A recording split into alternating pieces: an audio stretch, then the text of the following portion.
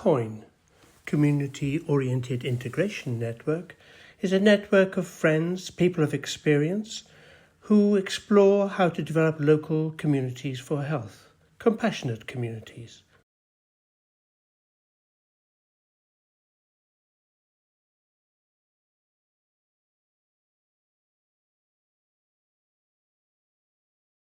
All right. Hello, everyone. My name is Carrie Ramsire. I am a nurse and a current nursing master's student at the University of Michigan here in the United States.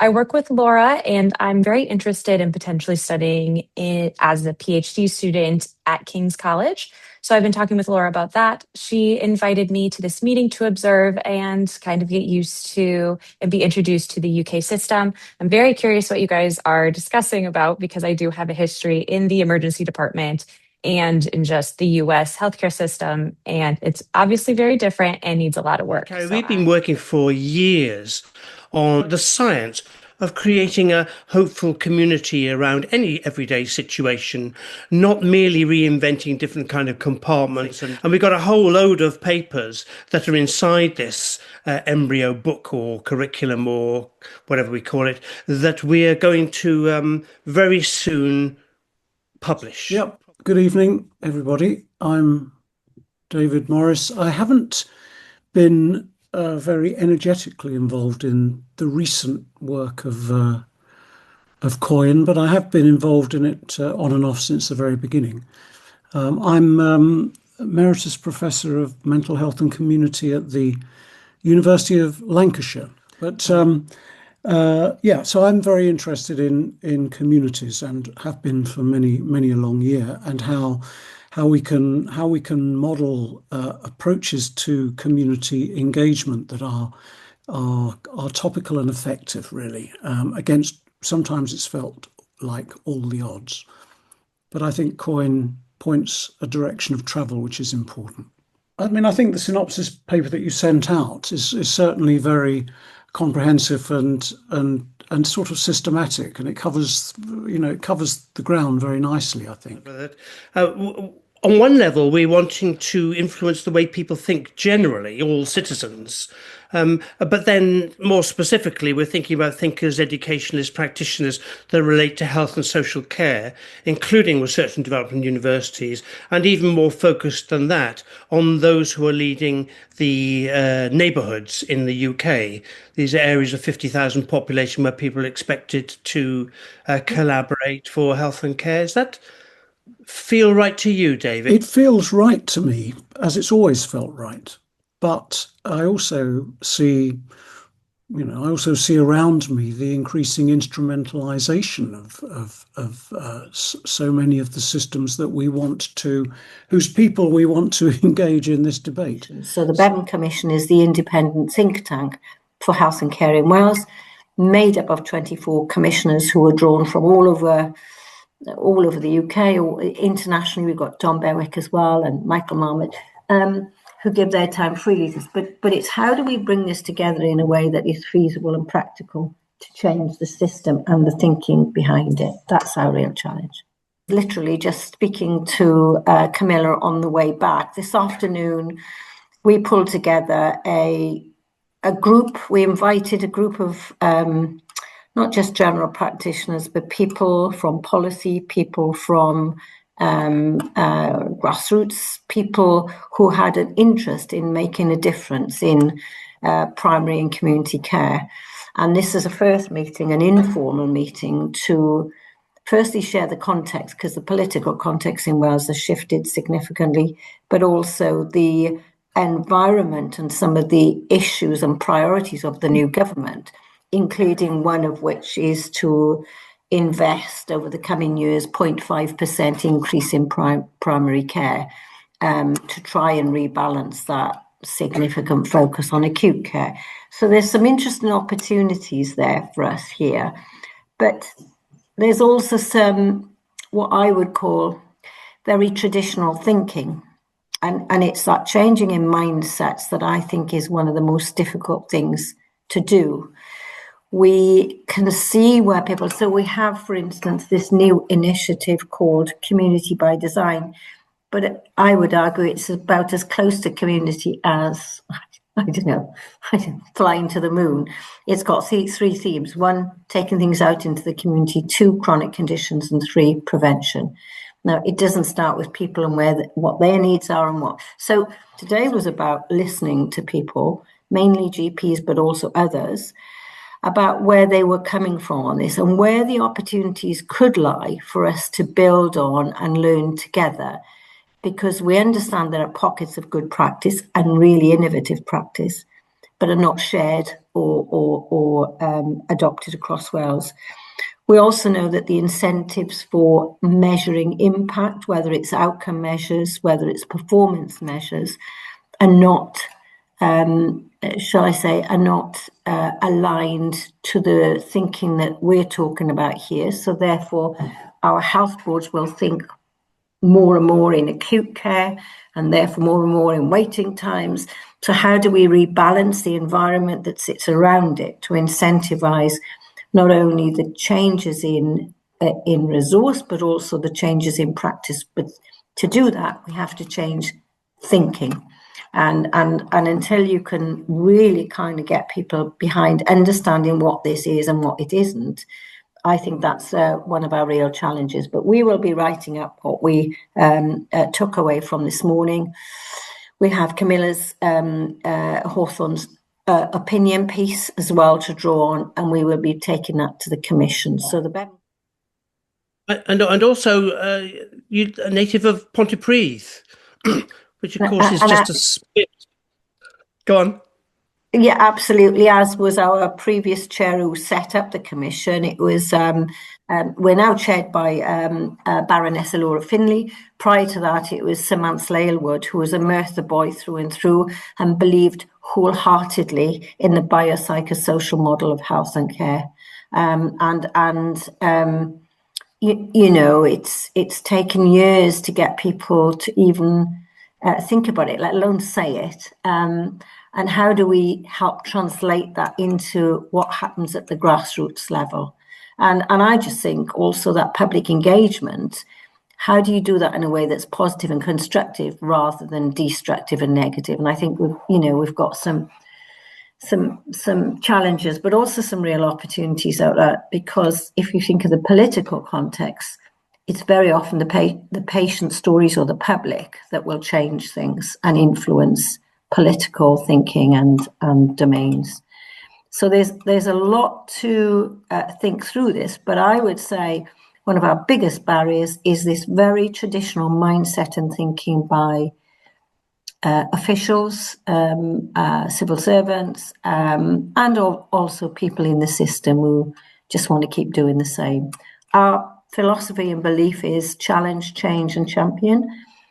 We believe that if we are to have a health and care system that is sustainable and fit for the future, we have to develop innovative approaches and transformational change, not just tinker around the edges. So that's where we come from. Timing is everything. You know that. I'm sure all of you know that. And our commissioners will say to us, if Wales can't do it, no one can. Yes, we have the passion. Yes, we have the commitment. Yes, we have the size. Yes, we have I would argue, the best context for this, which is our health boards, our 7 health boards have to assess needs and address needs. We don't have a provider-procurer split. So I would argue that gives us huge opportunities. But we are still in a mindset that's been driven probably by the political context, which is we've got to get rid of waiting times. This is all that the thing is obsessed with the waiting times and therefore acute care and all of that. And that sucks, if you like, any sort of impetus, away from really understanding the opportunities that primary and community care offer for the future. So I think we had this really fantastic gathering of people from research, people from policy in Welsh Government, people from numbers of general practitioners with an interest in this, people who are involved in the Deep End project, which is the inequalities work. So how our conversation today was, how do we use this passion, this energy, not to wait for and be told, what's going to happen from above, but to inform and influence upwards. Hi everyone. Yeah, no, I'm Will. I'm based in Northern Ireland to represent all the countries here in the UK and Ireland. I'm I suppose co-convener of a network called A Better Way. I'll probably maybe put the link into the chat, because I think rather than going into a long history of what motivates me and what makes me curious in life, I think the principles and the behaviors that are captured on the Better Way website, I think really nicely intertwine with who I am as a person and the work that I've been involved in, which has been deliberately very multifaceted when it comes to health and care, because health and care isn't just in the health system, it's in that neighborhood context. So I guess I've just been a bit of a wandering practitioner and learning from doing kind of person in this space. I've always loved being part of this network because I think there's such a richness of experience and perspective and expertise and so forth, but a like-mindedness in the how, and not just the connection around the why. I think what you were just saying there about how we need to do things differently, I think that's really embodied in the people in this room. And that's then captured in the document you provided, Paul. And maybe somewhere in that document, or, just even looking at this picture of all of us here, bringing alive the COIN network and who's in it, and the connections that we have, the spread that we have, not just, looking at Margaret there and the International Futures Forum and their health and care gathering, the networks that I'm part of and so forth. If we all just simply took ourselves as a microcosm of a community of practice and a network, it gives a lot of hope to people that I think that not only is there great pockets of work happening and there's lots of great examples of it happening, but that this network has been going for so many years, and that those bonds of community have been building and connection have been building between all of us. Because I think it can feel like it's massively, massively fragmented and separated, but actually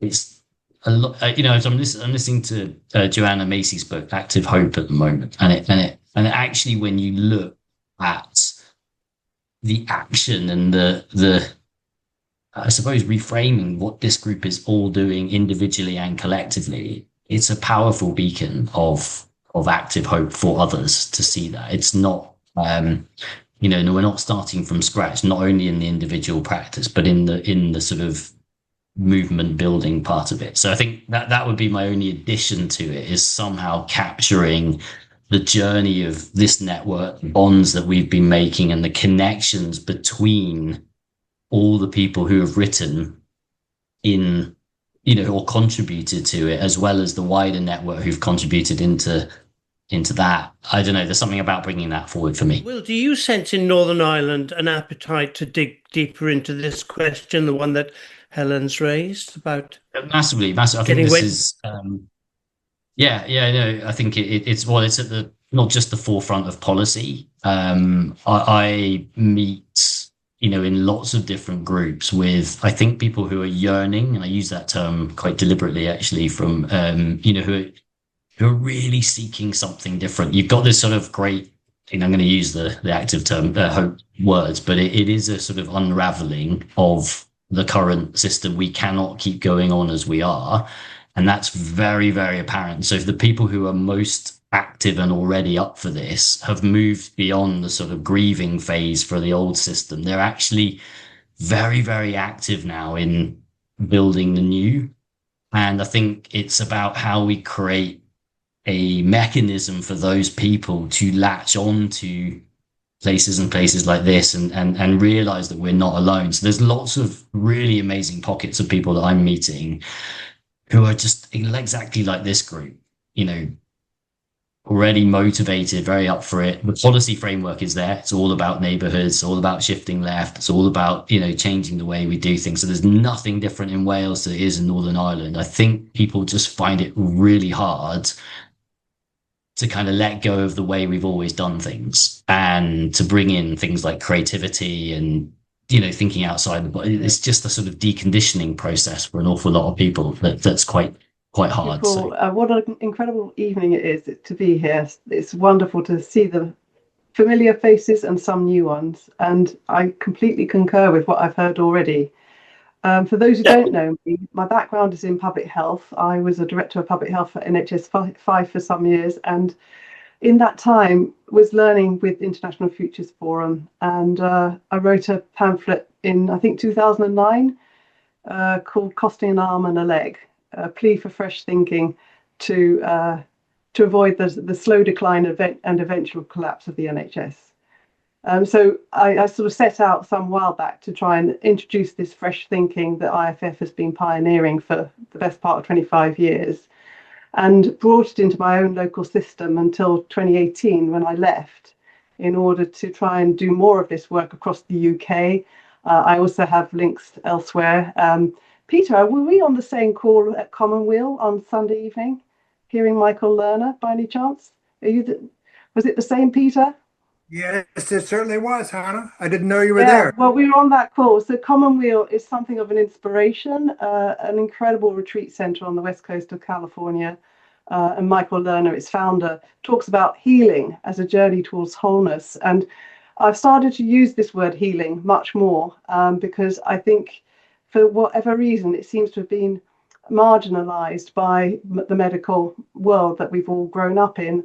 And it's a different kind of concept to treatment and cure. It's what happens when we don't have a cure, when we can't cure. What's left? And this journey to wholeness is at that patient level, family level, neighborhood level, community level, societal levels. And obviously with public health, we tend to operate at the sort of other levels rather than the patient care level. But nonetheless, getting it right at the interface with patients and carers. And I think, Paul, one of the great strengths of this network is its attention to carers and their needs and their what matters to them, is as important as what's happening for the person who's under treatment, under a care plan. And yes, at the neighborhood level as well. So it's like Will was saying, I currently sort of host a health and care gathering, which is a bit separate from COIN, but lots of cross membership. Likewise with all sorts of other networks. There's a mycelium already talking to each other below the surface of this big tree, this forest of the NHS. People are very much putting out feelers to each other and learning from each other.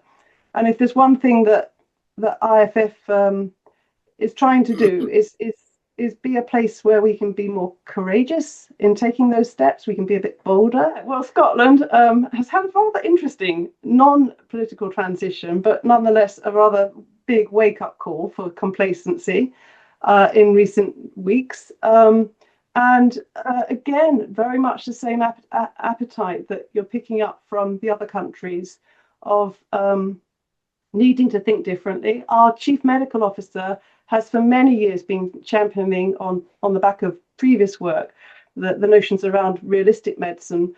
But, you know, at one level, that sounds very kind of trite, but at another level, it's really changing the conversations in the hospital wards, in general practice. Some of the work around shared decision making has been very impressive. And the other thing that he's championing, Will, you'll be pleased about this, is the healing arts work, the work around creative arts and health. And there's a conference coming up just in a couple of weeks, the second Scotland-wide Healing Arts Conference, and he'll be there very much taking a lead. So yeah, there's a huge amount happening. Social prescribing is just part of and parcel. Helen, the Deep End practices started out as a Glasgow initiative. So we've been very much at the forefront of doing this because we've encountered some of the most problematic, complex challenges in our health, in the patterns of health that we've got in our country.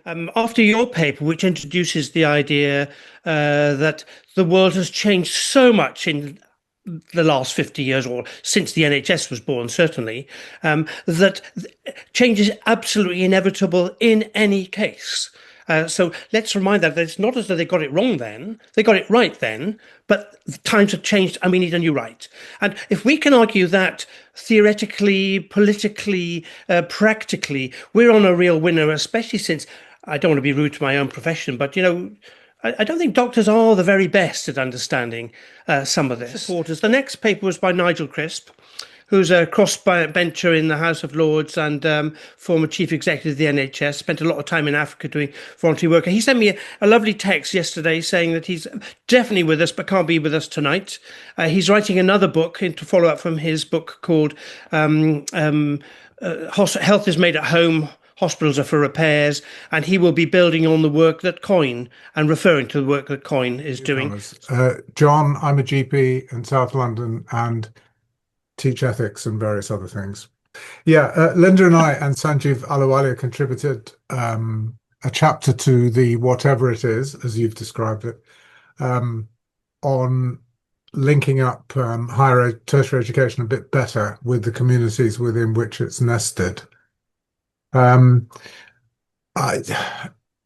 This is a lovely project, Paul. There is so much stuff gathered together. I haven't had a chance to click on all the links, but as a body of knowledge, it's fantastic. And for my money, it's a question of how it's applied. We maybe need to button that down.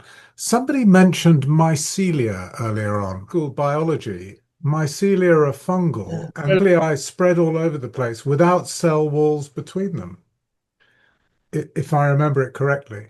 So actually, isn't that a fantastic analogy for COIN? Our paper was about the future healthcare workers and how we could get a more integrated approach to their learning. And we felt it was particularly the three areas of the university, the community, and the primary care provider in particular, because we were focusing on that area. And we talked about it being a collaborative effort. So this is a collaborative effort between John and I. And unfortunately, Sanjay's not with us, but we basically were trying to identify ways in which things could be done. And somebody mentioned the how, and we were looking at the how. It's the most difficult thing to do, of course, but we wanted to see if there are ways in which greater engagement with community at an early stage in education, further up the stream, if you like, would actually make a difference to the kind of practitioners. And I think it's important to reflect on some of the comments that people have made about the paper, the book, the compendium, whatever we call it. And I think there was a lot of emphasis in the feedback from people. I think Laura in particular and some others were saying how important it is not to just talk about doctors. And Paul's just pointed out the limitations of being a doctor if you don't have a good team with you. And I just want to support the way in which you've rephrased things, Paul, to take out the doctor and talk about the broader practitioners. I think that's really, really important. And also a reference to the patient service user, members of the community, so that we get a much broader perspective on how we can change and how we can develop. But I also wonder from an international perspective if we would need to think a little bit about the language, or at least acknowledge that some of the statements that are made are very much about the UK and reflect that in the wording. And finally, I just wanted to say I'm quite excited about the idea of it going out there live.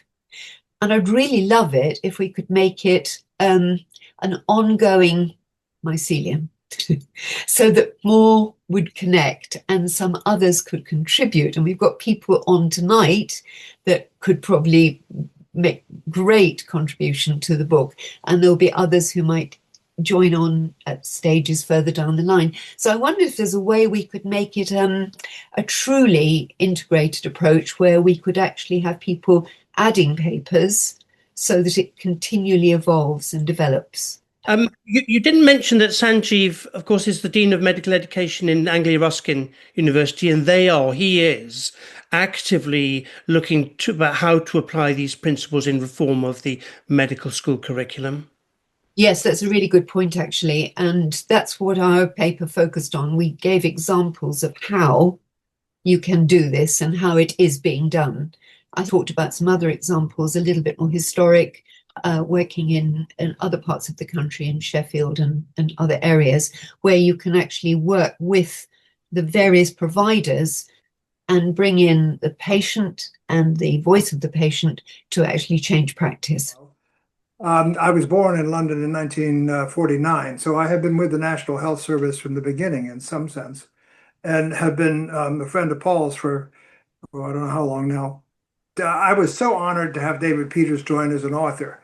And by the way, I wanted to acknowledge his contributions and others on the call. For me, the main thing about this group is learning from you, even from my cousin several times removed, Will Nicholson.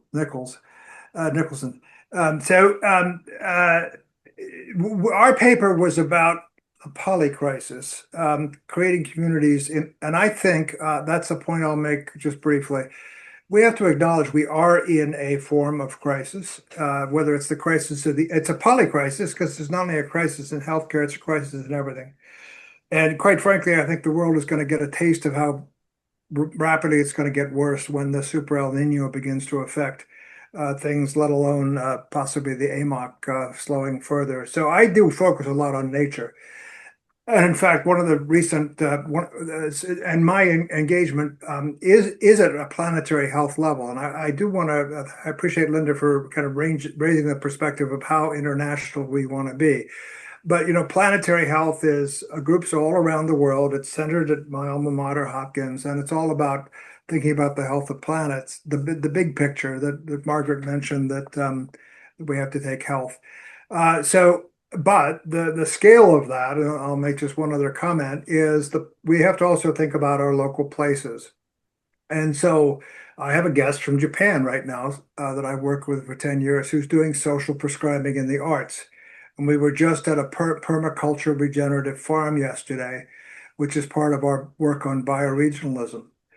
So I do think that not only do we have to take this big perspective, but I think COIN needs to lead preparing people with the kinds of concepts and ideas and practices that we're going to need when it either gets colder or hotter or whatever happens to Europe, given all the factors that are kind of converging around significant change. And we're doing social prescribing. We're doing social prescribing for the arts, but also for things that I just learned about from David and some of the rest of you, green gyms and the green social prescribing, which once again the UK has been leading on. So there's a lot to be learned from you guys, and there's a lot to be learned from perturbations. That's not right. From failures, from collapse. The U.S. is creating lots of opportunities for learning, and I think it bears well to include some of those lessons if we do really develop a planetary and international perspective. So thank you, and I'm delighted our paper will be part of this process. And as are we. And you left out a couple of things, like you've also been quite a leader in elderly care and in multi-generational schools, where all these principles are applied in quite different places than healthcare systems. Because I've been working with a UK-US organization called Concilium Scientific and intensifying my criticisms. By the way, a book that was just published that I commend to your attention is Jeremy Lent's new book on eco-civilization. Jeremy, some of you are aware, is a Brit, and he's been focusing on deep transformation. But we got to take on corporations. We got to take on the medical industrial complex, particularly in the US, but with the international pharmaceutical industries. I think we have to have a certain amount of courage to challenge what is not working, as well as this act of hope Will was talking about, to create a vision for what we want it to be. We need that vision, but we also need to take on the challenges of being a counterbalance to the malignant forces that are just driving us to extinction. So, if COIN, you imagine, could lead this, do you have an idea about how? I think they're, live by example and live by telling stories. I mean, this lived experience that we need to create, the case studies that you talk about, I think they need to be highlighted. But I do think, well, I mean, that puts the two together. The indigenous people have an expression, wisdom sits in places. So we need to draw the wisdom out of individual case studies, individual locations, and make them real through combining stories into some kind of bigger narrative about what's hopeful about the future. Yeah, hi, I'm Louise. I'm a GP and Professor of Medical Education at Queen Mary University of London, which is East London, very diverse. I've also just started at the University of Oxford, which is now my main place. So I'm doing 3 days at Oxford and 1 at East London. And I guess ever since I qualified as a GP and started as an academic, I have been trying to explore the messiness of clinical practice, having wanted it to be all black and white to start off with, and an orthopedic surgeon, I hoped. And I've been using the arts to do that in medical education. So I say I've got like a 20-year history or more of bringing the arts into medical education. And sort of it's matured, I suppose, over those years. And there's sort of and I also chair the Royal College of General Practitioners Creative Health Special Interest Group, which is supported by the National Centre for Creative Health and is linked with the All-Party Parliamentary Group, which Simon Ofer, who is GP and MP, is leading. And so I'm meeting with him shortly just to think about some of the ways forward. But I think our 3 aims, or my 3 sort of areas of disruption of neoliberalism, or, all of these forces that are driving us in the wrong direction, are around student learning, even beyond person-centered care, for humanizing healthcare. And so there's a nice article that looks at movement from patient-centered to person-centered to humanizing or human dimension healthcare. And so that's one. So student learning for clinician flourishing. So I've been doing a lot of talks around medical schools and workshops around moving from resilience towards flourishing, and then towards flourishing spaces. So the relationships in between, rather than individualistic kind of flourishing that the Harvard's promoting, Harvard big flourishing model is promoting in a way. And the third one is around arts for health for patients, and all really as participatory approaches, relational approaches, rather than individualistic approaches. And so I'm sort of on the edge of, so I've co-edited quite a few of the JHHs, and we've done a little series of moving from, what is the last 3 we've done? We've done flourishing spaces, shadow work, the human dimension, and we're just going to do trauma-informed care and maybe complex systems after that. So it's a sort of a little trajectory trying to language some of the stuff. So in terms of like making things operational, I am trying to operationalize, and I've got big funding for operationalizing the human dimension curriculum, if you like. And so at Queen Mary, that's opened up, and the head of the medical school is exploring that with me. It's not as easy as it sounds, because it's like whole culture shift and, you're going against the flow. But Oxford also are interested, and we've just put in for a funding bid with some of the other members of staff around human dimension and creative inquiry. So I guess the creative inquiry is the sort of creativity is an approach that I found that more rapidly than anything else gets us into participatory sharing, lived experience, meaning making spaces, and it reframes how people are thinking about it. It's a very quick, rather than talking philosophy or explaining things, you just create a sort of, someone mentioned, I think Peter, maybe you mentioned stories, but you create a space and people experience stuff, and I don't have to like do long-winded explanations stuff. And I guess that's maybe, so I struggle to articulate it in words and in journals or whatever, but I create spaces and people, and I've talked about flourishing spaces, I suppose, just to say, I sort of describe that as a place where, for transformation, where all people can find their voice, or where everyone is welcomed, and when care and creativity and justice can take root. So yeah. My name is Kat, and I'm a doctor and PhD student.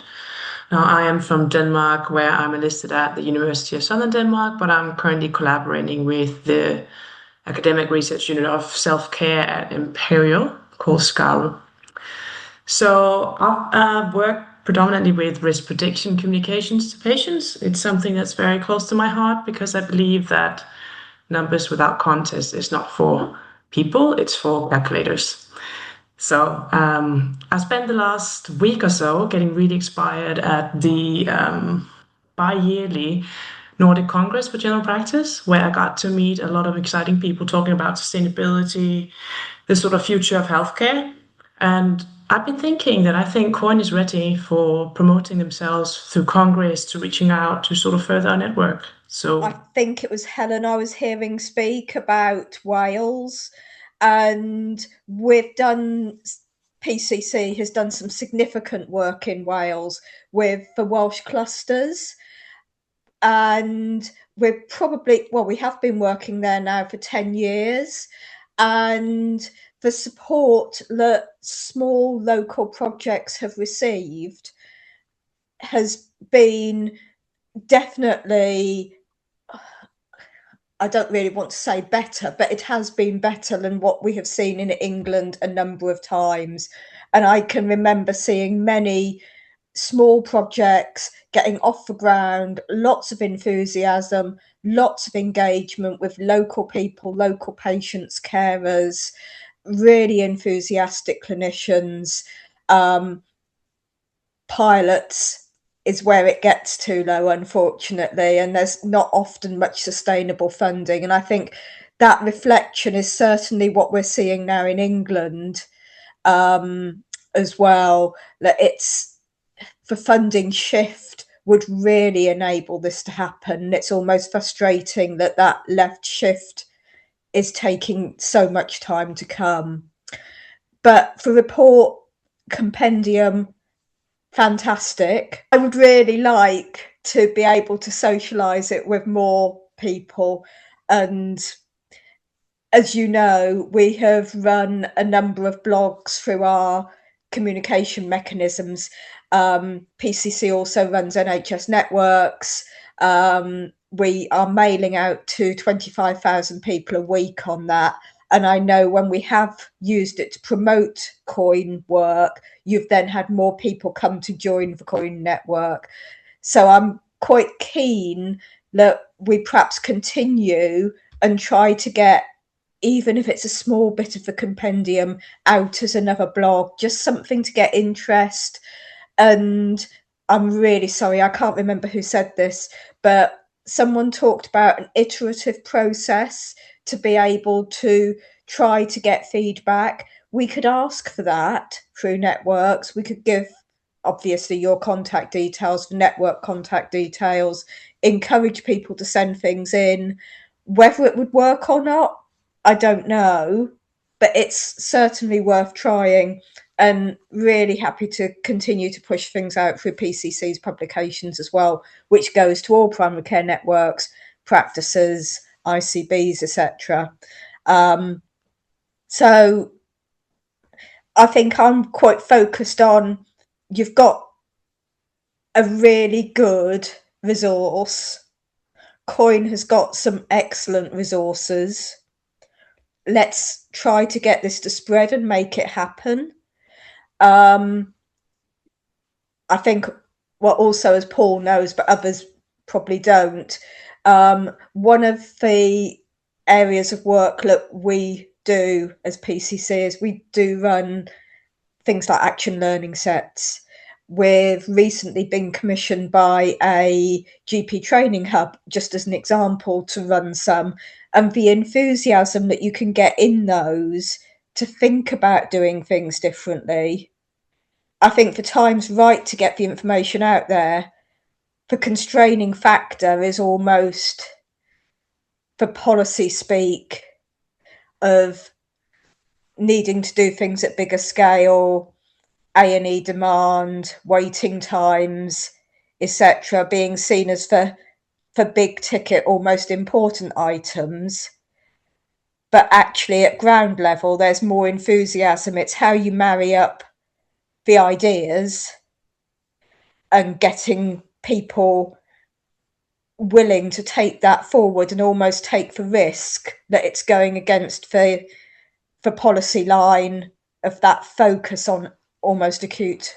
all the Because, of time. course, if you're able to make the home or the locality a more supported place, you reduce emergency admissions, and you can demonstrate that by Yeah. counting them and bed days and so on. So It's a really interesting document, and it does offer a lot to think about. And I said to Paul, I think yesterday, it's really about the application, um, and it's really important to think about how we can use some of the language, or at least not change what is in the document and what is the essence of what COIN is trying to achieve, but try to broaden our reach by using some of the language that current policy or government people are using, because I think that would help us um, to reach them a bit better and to help them to understand what COIN is about,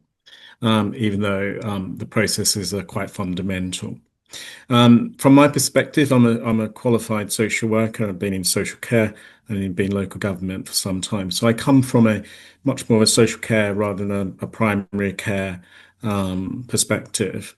And when I looked at the document, I'm really quite keen to see more, perhaps in the future, more exploration and contributions made by social care practitioners in that document to make it truly integrative, to make it comprehensive.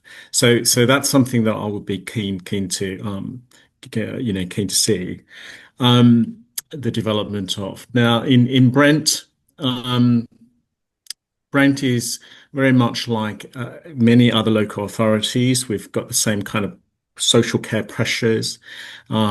We have to work in a new way, in a more integrated way in communities, rather than just focusing on our statutory functions as a council in adult social care. We need to think about how we can work better with our primary care colleagues, NHS colleagues, and other statutory partners, as well as the community sector as well, to really offer something that is much more integrated. And that's the very things that my colleagues are doing in neighbourhood working. They're looking into different pilots, different methodologies, different ways of supporting people. For my part, and I know Tony is part of the conversation. I'm really keen to look at how we commission for conditions where relationships can develop and flourish. Relationships around care, relationships around support, either supporting individuals who are vulnerable that we normally support ourselves, or the carers who are supporting, these individuals as well. So looking at how we commission for relationship building rather than just commissioning for beds and respite stays, where we know that we may be able to, remedy a situation, for instance, an immediate hospital discharge or a prevention of admission. But essentially what we want to do is build on that opportunity for residents to be connected to local communities, and those relationships that sustain them over time, rather than put people into care homes or situations where they will be served, but there is not a lot of meaning and opportunity to be really connected. So that's something, for instance, that I've been looking at, and there's an interesting pilot that's going on at the moment. It's called Live More, and it's something that's been piloted through Shared Lives, a scheme called Shared Lives in Greater Manchester, and something that is focused around how can we build an environment or community of support for those people with early onset dementia, who are quite high functioning, but we know that potentially in the long term they may need support. in various ways, and how can we build that community of support? So it's something that I'm quite keen on working with our key community groups who are leading on dementia advocacy. The Brent Community Action on Dementia in Brent is one of those organisations that I'm quite keen to work with to see if we can explore and pilot something similar for Brent, where we can develop an environment that can foster these types of relationships. Hi there, I'm a retired Brent GP. Clinical interest in older people and mental health kind of rather met in dementia, but I was also trying to develop services for older people and started working with adult social care colleagues 20 years ago. And so it feels very natural that Duke and I have met and are talking about things here. I'm particularly worried about what's happening in the health service in primary care, where it's becoming very much more transactional. It's about throughput, and the relational side is frankly being sidelined. I came across a very worrying flowchart for primary care on the NHS England website, which almost had as an afterthought continuity of care. And that rather sticks in my craw. And I don't know what I can do about it, except that now I'm liberated from the day job. I championed and led a campaign for Brent to become an age-friendly borough, and encouraging people to think about older people and older people to think about what we can contribute, and counteracting ageist prejudice and thinking positively about our contribution and what we can do for the future. I'm also chair of Age UK London, which campaigns for age-friendly London. So increasingly appears that it is a battle. The defensive, transactional way that things are going fills me with dread. And as a patient now, I experience a lot of that. And I can advocate for myself. There are plenty of people who can't. And the age-friendly borough of Brent, that sounds really good. I know that also talking about dementia, I think it's one of the charities actually supports and sponsors dementia-friendly cities. The Alzheimer's Society had Thank a dementia-friendly the one. borough thing, but they've dropped it recently, and I don't Have think they? it's official Alzheimer's anymore. But we still describe ourselves as a dementia-friendly borough.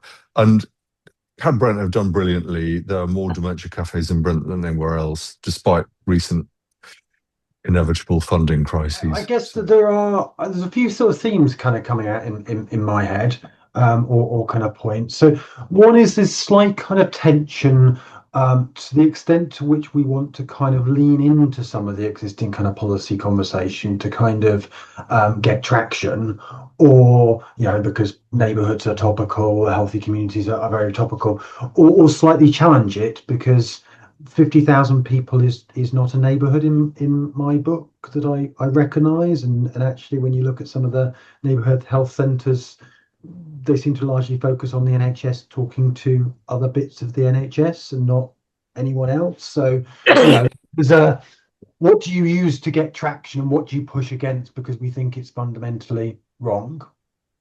I think I'm having a lot of positive conversations, a lot of interest in this space, but it also means there's quite a lot of noise. And I've been at least one conversation recently where people very genuinely have been discussing neighbourhoods to mean completely different things and are getting very confusing. And so there's a question in terms of how do we cut through that noise. Also, and this is slightly to part of sort of Tony's kind of point, when you and I think Helen's from earlier, when you push and you prod organisations in terms of what does this actually mean in terms of things they're going to do, it often distills to actually being demand and cost management measures, and community orientated is often code for offload activity onto the community and VCSE sector without additional funding. And again, there is both a challenge about way in terms of we both challenge that as not really meaning what we're talking about, but also don't accidentally endorse it by attaching a kind of COIN banner to practices that actually are about, you know, cost cutting and offloading kind of activity. I'm obviously very keen on social care and community and wider VCSE sector integration as well as Duke. I think the other thing to flag is just the changes in local government pertinent to this. So across the East of England, certainly we're facing local government reorganisation. We've also had a number of administration transitions, shall we describe it as. So I am in a minority local government administration area at the moment, where of the 42 councillors who are in the new administration, only 2 have been councillors previously. Opportunity as well as some challenge in terms of how we might get traction and move things forward, but it also comes with a very specific kind of set of policy impacts potentially. And I think the kind of final thing in terms of, you know, I think this compendium is a fantastic idea. I think it, yes, definitely has to be something that continues to kind of iterate and build, but it's also about how do we bridge that into the headspace of, you know, day-to-day managers. I was having a conversation in the week about community-based health coaching and what evidence-based practice kind of says. And some conversation was, you know, our managers do not read journal articles. VCSE charity leaders do not read journal articles. Most, you know, people in the space do not read journal articles. And the ideas are great. You know, the learning is there, but there is this question about, okay, well, what's that final step? We've kind of aggregated the resources, but that aggregation is not the same as dissemination. I think you're absolutely right, John. How do we influence? What's our key message and how best do we do it? You know, who's our target audience? What are we trying to put across? And I think the simpler that we can make that and the more impactful we can make it, the more likely we are to see change. I think there's also opportunities to question and challenge existing ways of doing things. And we would always say, you know, it's like the Einstein, you cannot keep doing things in the same ways you've done forever, you'll get the same results. And, you know, I think somebody mentioned earlier, yeah, we've got an NHS which was fit and set up for a very different population 70, 80 years ago. You know, we cannot. So therefore, how do you take people on that journey with you? And it isn't necessarily, I would argue, in the same traditional ways we've learned from at our expense. You will never change practice, which is what we're about, through publications, through good policies, even through politicians, in a sense. It's people that will change things. And so a lot of what we do is working with people in the system to help create that movement for change from within as well. So it's not just one sort of approach. It's how do you do this? What would success look like from this perspective? Sounds a bit corny, but, you know, how would you measure whether you've been successful? What is success? And I just think there are some fundamental questions there that need to be answered. So a lot of nods to that, Helen. You know, these sorts of questions are the sort of what I would say the form follows function in a way, you know, which, you know, John has talked about there and Helen. And, you know, that's quite a difficult subject or an issue, isn't it, for this group to resolve? And, you know, we've struggled with, is it a book? Is it a compendium? You know, Helen, PCC, was talking about, you know, all the links that we have, you know, with PCC, with the RCGP, with the Department of Health and Social Care. So how do we get, you know, these interesting issues sort of out there? And maybe to pick up Helen's point, you know, it could be more than one form, couldn't it? You know, for the different sorts of audiences.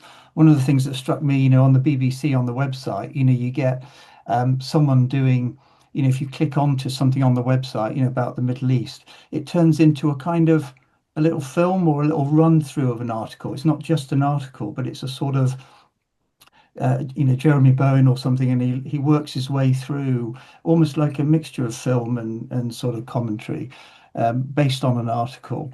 So it just feels it's a really important issue to sort of get right, to to get these thoughts out there. Any legal aspects? Chris? Well, apart from boring things like copyright and intellectual property and disclaimers and indemnities and really exciting things like that. But we've only got a few minutes left. But about raising money, Chris? I'm not. Yeah, good question. Asking people to donate to a charity. They can have it all for free, or they can donate to a charity that supports this kind of work. We've not got that sort of history, have we, of charging? Is the key thing charging, or is the key thing getting out the issues, as it were? I agree with a lot that Chris has just said. I think getting things out in multiple ways would be good. I think I like short articles that give people practical actions they could take forward, but then linking back to the compendium, linking back to more resources would be good. I don't think we should have any barriers in the way. I don't think that we should charge or try to get income in for accessing resources. One of the philosophies we've always had with NHS networks, PCC, we're a not-for-profit community interest company, we have always provided that for free. What we put on there is for people to use, and it's a resource for people to use for free. That's the way that we always work. And as an organisation, we also do social value grants. We've just done one actually for a GP who's supporting a homeless population, to give them some support. And I think it's important to have that holistic view and spread learning rather than try to put a barrier in place by charging. Saying that, I think if they need practical help, that might be the point where you do consider if a charge should be applied, if anyone was to then provide that practical help. But I think the way to move it forward might be, just picking up from what Chris has said, almost giving actionable points, almost a top 3 tips. If you do these things to start to realise the vision, it would really help to move you along. And I would be really keen to get that out, to our audiences.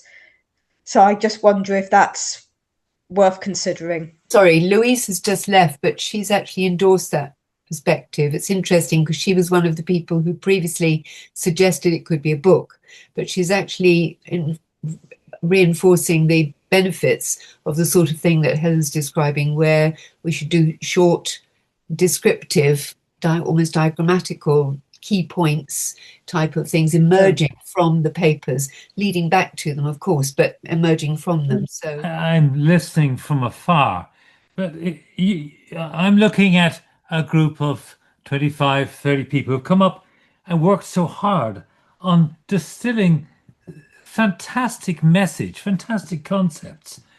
But when it comes to converting that into a movement for change, I don't see that coming out of a group of 30 people of a certain age with training and approach. I think every organization, I've come across it recently, that reaches a point where they really need to start thinking about going professional. This is shocking challenge to you lot, but I still think it's the case. You need to ask the question. Maybe we should be, if we really are serious about getting our message out there, and asking those questions: who's our target, whether we're going to direct it at the establishment or go completely AWOL and aim it at the public, that's not for you lot, and it would be such a shame for it to get nowhere by not addressing that. So I don't know how many, where you would get, to get it started, you need 200,000 or something ridiculous. But I really think that it's that you need to ask that question. do we need to go professional? And if so, how? Because I don't want this message and initiative to be lost. Paul, as I mentioned to you and one or two others before the meeting began, there are some issues which have arisen in COIN previously and which have been mentioned today. One of these is the environment, and the other is the arts and its relationship to health. And I will put in the chat one or two things I've come across recently, which I think may be of interest to the group. Whether or not they figure as part of the mainstream discussions or not, I don't know, but I hope people may find them useful. Comments were more about where we go, but I think there were some comments about ways we could change the connections and build links. And also, I think there were comments more about social care needed to be added. I think that was from Duke, and I think more about the service user and the patient voice and community voice was mentioned as well. Personally, I'll go back to what I said before. I think it's a work in progress, Paul. That's my view. I think it's a brilliant piece of work, but I don't think it should be seen as an end in itself. That's where I'm coming from anyway. I'd just like to come back to the notion that COIN is leading this work, which Paul has been saying in many cases this evening. Actually, we are part of a wider movement. There isn't actually anybody leading it. We're just getting on with it. We're making contributions as best we can with the people that we know and trust to both support us, reinvigorate us, fuel us with solid arguments, good quality papers, good thinking, and then there's also the stories of people's lives being changed because of the change in the practice, the change of culture, the fact that they're being heard and they're being responded to in human ways. So this is not just I'd like to just let us leave tonight with a sense that, we're not alone here. There's this much wider movement, lots happening. It's hard to really have any real sense of the big picture. And I think much of what we're trying to do is just make more visible what is happening. Beautiful work with beautiful people contributing in their different ways. And I've just become away very, very heartened by tonight's conversation. I want to thank everybody for their contributions. Thanks very much, Margaret. That's excellent. Yeah, a good summary. This is work in progress, and everyone's agreeing. And Margaret's absolutely right. There's loads of people involved in this. Confidence all round sounds like a good idea. Engaging the RCGP sounds like quite a good idea. They're not here today. And of course, JHH and PCC, work in progress. We're overloaded with information. We're overwhelmed with information. Our commissioners and we are now producing such short documents and looking at different ways in which we can put over information to help us really change. That's what we're about, driving that change. We can talk about it, we can write about it, but we know it doesn't always stimulate change.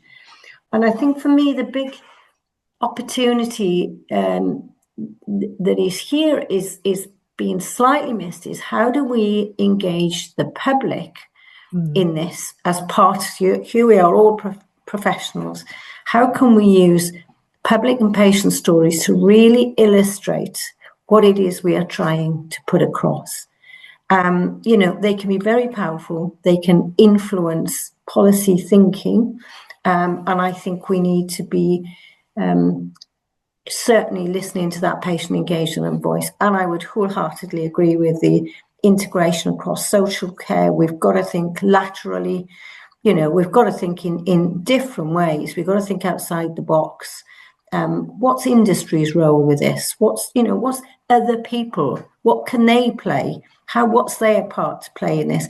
Instead of thinking along our traditional systems thinking and letting the systems and the services drive rather than what it is we really need and how we can do that much more creatively. So I think there's some creative thinking there. We're initially concerned about audience and what the final project was and having it polished. But I think what Margaret was saying and others, we're part of a growing network that is evolving organically. So I think we should have the courage to reach out and to connect, even if we're not exactly sure who that is and what the final form of that connection is. I think Paul Hawken, with regards to the climate crisis, referred to the blessed unrest. So we want to contribute to that blessed unrest.